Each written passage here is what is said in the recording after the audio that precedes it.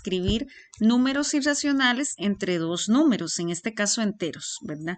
Pero inclusive el ejercicio puede ampliarse a escribir números irracionales entre dos números cualesquiera. ¿Cómo trabajamos en este sentido? Bueno, podemos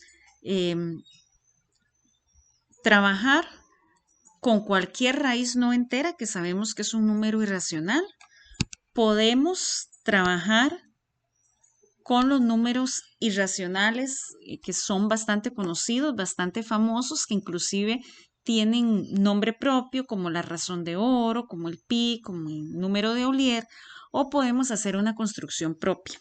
Básicamente, ¿qué tenemos que tener en cuenta?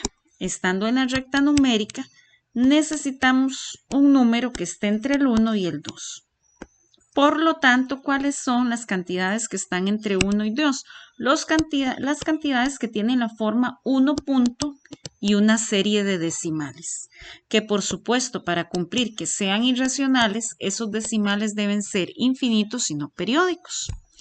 De los números irracionales famosos, tenemos la razón de oro.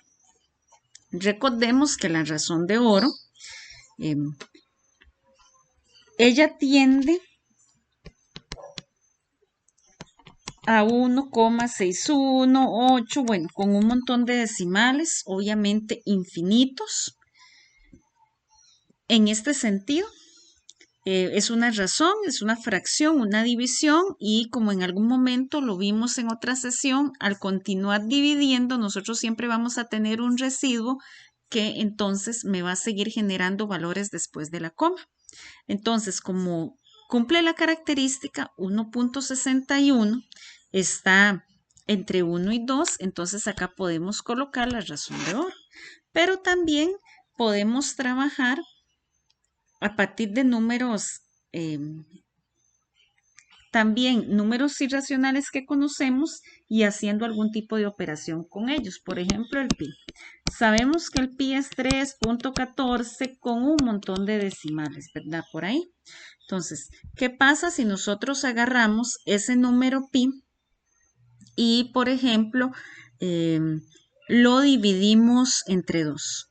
Entonces, al agarrar ese número pi y dividirlo entre 2, estamos también construyendo un número irracional, ¿verdad? Entonces, este número pi dividido entre 2, aproximadamente, con una aproximación vaga, ¿verdad? Pi dividido entre 2, recordemos que una fracción es lo mismo que una división, más o menos va a dar 1,57, bueno, con un montón de decimales, muchísimos decimales. Entonces, acá también nos va a servir decir la mitad de pi, o pi sobre 2, que es 1.57 con muchísimos decimales, también cumple la característica de estar entre el 1 y el 2. Que por cierto, si los acomodamos en orden, iría primero pi medio, si lo quisiéramos ordenar, y luego la razón de oro, que es un poquito más grande. ¿Por qué? Porque acá el primer decimal es un 5 en el pi medios y en la razón de oro es un 6.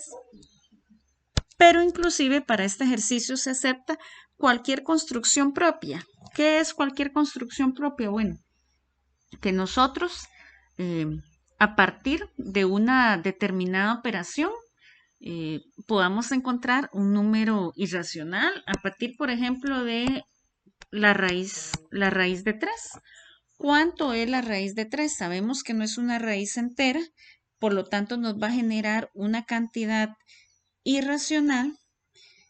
Y si la comenzamos a aproximar, nos vamos a dar cuenta que eso va a ir tendiendo a 1.7320 con una serie de decimales por ahí. Entonces también la raíz de 3 nos va a cumplir esa condición. E inclusive, ¿por qué no? Números que estén en su imaginación. Bueno, voy a hacer acá un número que sea 1,849677520 y ahí siga.